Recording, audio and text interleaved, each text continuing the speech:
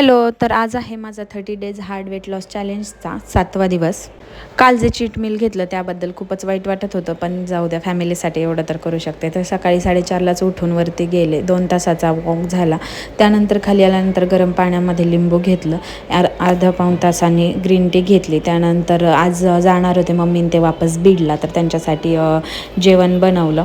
आणि त्यानंतर दुपारी 2 वाजता मी पण जेवण घेतलं. तर जेवणामध्ये आज घेतली होती बाजरीची भाकरी, वरण, वांग्याची भाजी आणि 1 प्लेट भरून काकडी. त्यानंतर 15 मिनटाचा वॉक केला. त्यानंतर 1 तासाने ग्रीन टी घेतली आणि आज संध्याकाळी वर्कआउट केला होता 5:30 वाजता.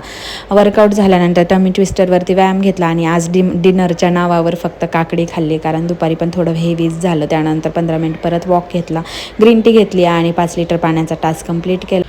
त्याचबरोबर 10,000 स्टेप्सचंही टार्गेट आणि बाकीचेही सगळे टार्गेट आज कंप्लीट केले.